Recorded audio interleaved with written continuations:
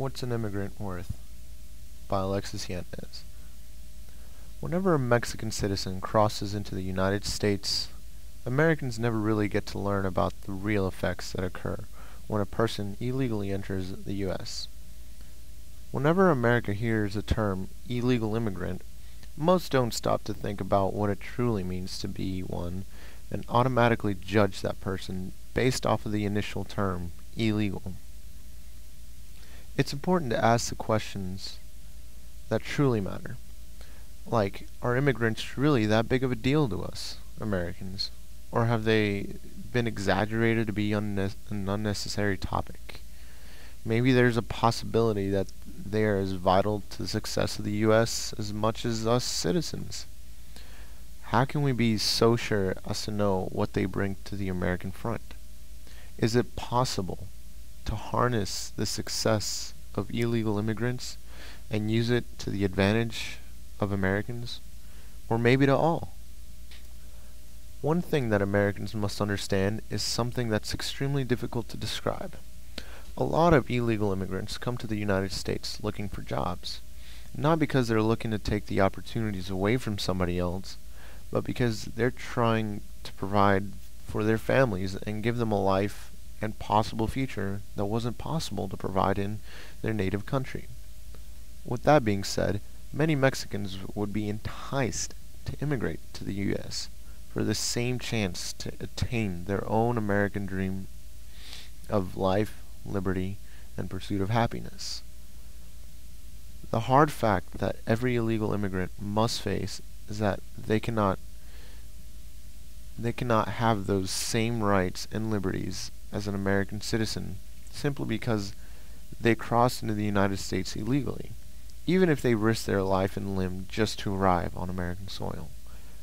This brings us to our first subject, a report that was published summarizing a hearing of an incident that occurred in 2002, somewhere on the Mexican-Arizona border. Whenever illegal immigrants cross the border, they put their own lives at risk. In the case of what happened in 2002 near Tucson, Arizona, a group of immigrants were mistakenly identified as a threat to the border patrol that had intercepted them, and thus they were fired upon. They were labeled as a threat to national security, and their actions were justified in the name of justice for the safety of the nation's people. The border patrolmen that opened fire on the group of illegal immigrants stuck to the belief of self-defense and made it clear that if at any time the security of the nation were to be at risk, they would defend her and her liberties by any means. In the defense of the law enforcement, one of the officers disclosed the views and policies of opening fire. It is in defense of self, in defense of an innocent third party, in defense of a fellow officer. End quote. Aguilar, page 35. I guess. It's obvious that the third party is the nation, and ensuring its safety was the officer's #1 priority. But at what cost? Would the death of a small group of innocent illegal immigrants really affect your everyday life? How about the death of a platoon of soldiers that were ambushed in the deserts of the Middle East? Or abortions that occur every day? Well, put this into perspective. There are over 15 million illegal immigrants living in the United States, making up approximately 5% of the entire U.S. population. It's obvious, illegal immigrants make up a large portion of the United States population, but knowing that 15 million other people could have suffered the same fate as that small group should at least get somebody wondering why immigrants choose to cross. In today's society, we hardly take time to look back and see where the base of the United States really planted its roots. This nation is an immigrant-based nation, begun by immigrants, for immigrants, or for the immigrants.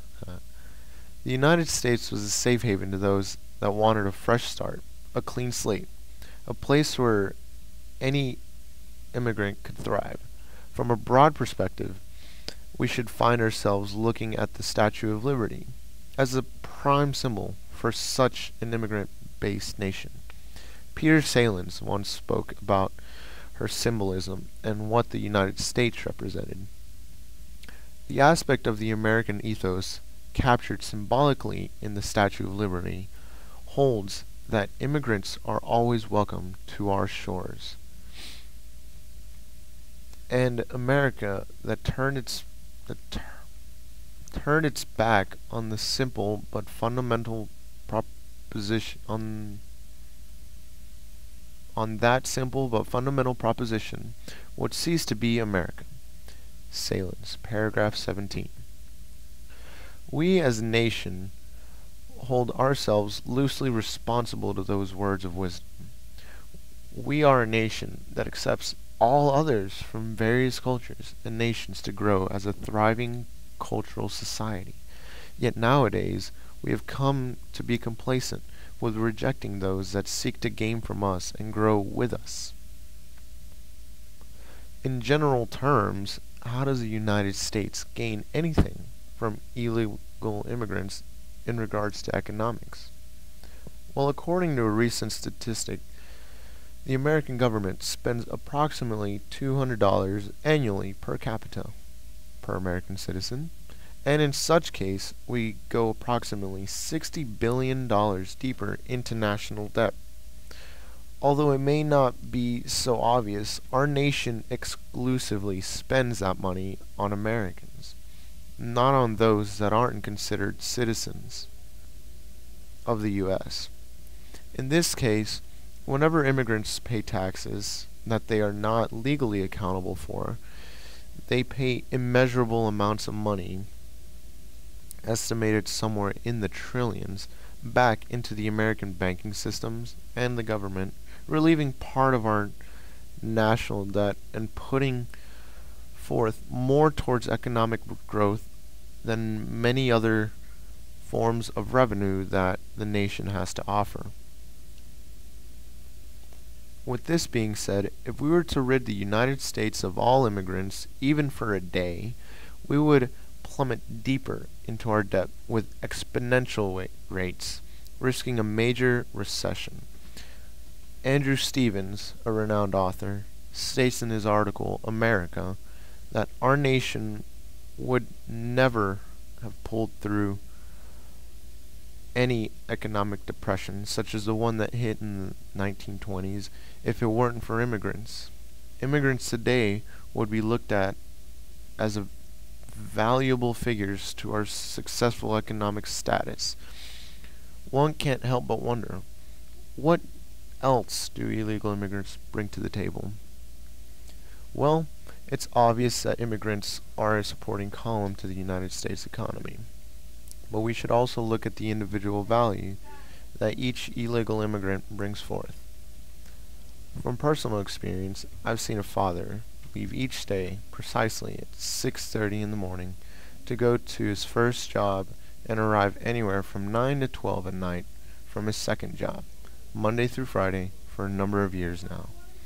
Every night I see the day's struggle in his eyes, the hard work from manual labors done at 2 factories, the desire to succeed in any particular way. The drive that this man has shown me has inspired me to push myself further than any other ever has. His wife, who runs her own at-home daycare, works just as hard raising multitudes of children, the children of others who are too busy to take care of their little ones. She watches them grow, teaches them right from wrong, and struggles just how she used to with the 4 of her own.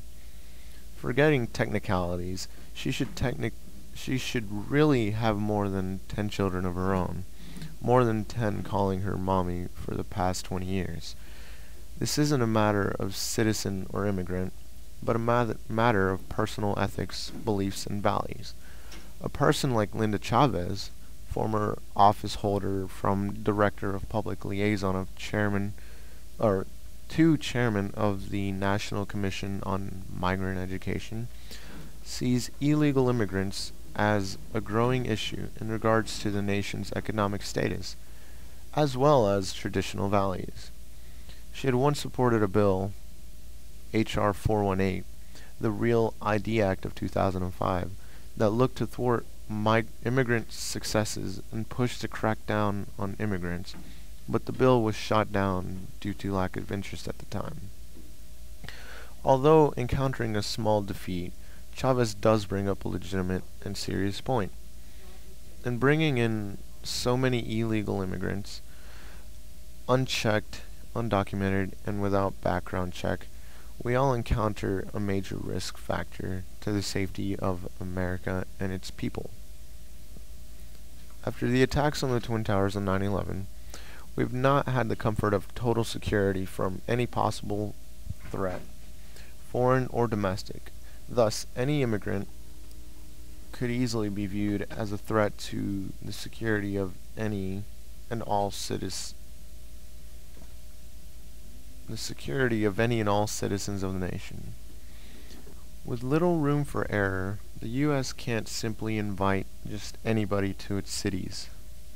That's as healthy as drinking any stream's water. Therefore, restrictions and more vigorous customs processes should be enforced, presenting a safer environment for America. Obviously, we can't afford to ease up on protocol, but we shouldn't leave illegal immigrants out to dry. Therefore, there must be some sort of plan to please both someone like Chavez, the nation, and immigrants alike. Say a compromise. This is where assimilation comes into play. One of an immigrant's main goals is to attain citizenship, something like an American dream to many. In doing so, they become a vital figure that integrates into American society. The legal process in becoming an American citizen may be long and strenuous, but very possible. This is a legal solution that many should agree on, and in having immigrants becoming citizens through a legal process, we find a median where anti-immigrant conservatives and illegal immigrants come together and compromise. In assimilating to American society through this process, we gain the profits that immigrants have